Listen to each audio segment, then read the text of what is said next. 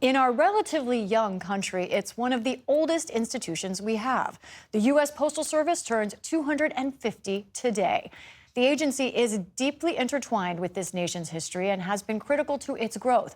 But with annual net losses nearing $10 billion, this time of celebration is also one of concern. I went to the National Postal Museum in Washington, D.C. to ask how regular Americans see what many call the post office.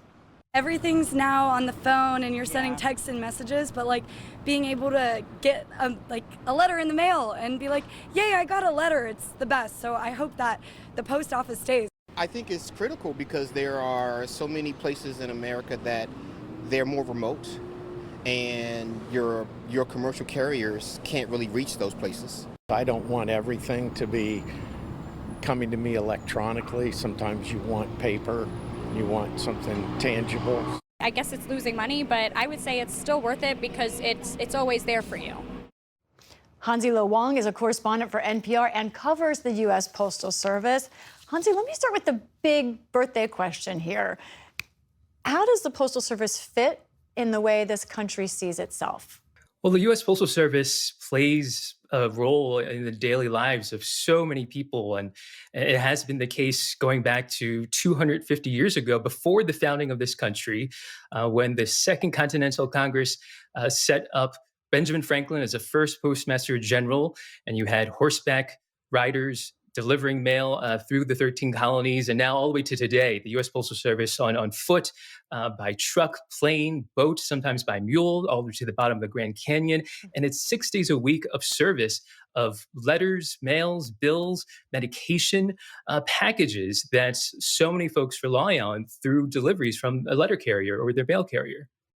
Now, the Postal Service is not going away. As you're saying, by law, it must deliver mail 6 days a week under current law, but the future's not clear. They operate almost entirely off of their own revenue, not taxpayer dollars. But can you help us understand the fiscal challenge here? Two main things to keep in mind is that first, the mail volume, the amount of mail in the system has been on the decline for about 2 decades, since 2006.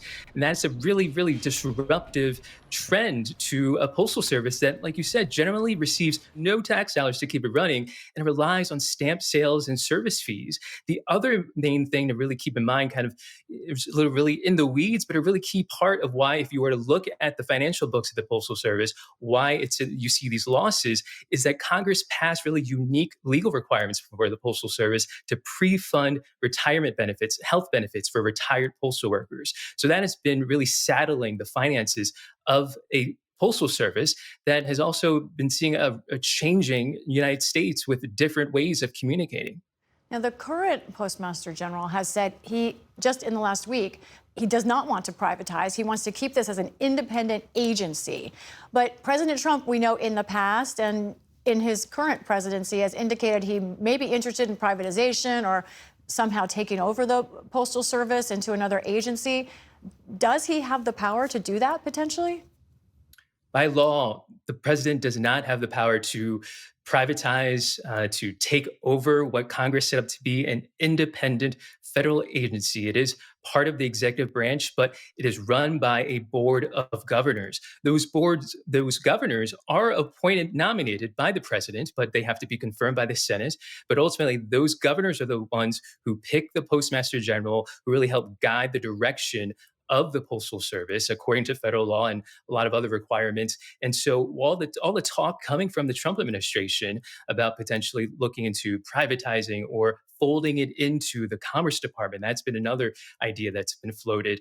Those would run into legal challenges. Can you help us understand the stakes then for this debate over the future of the Postal Service, if it's able to stay as it is, or if it does need significant change?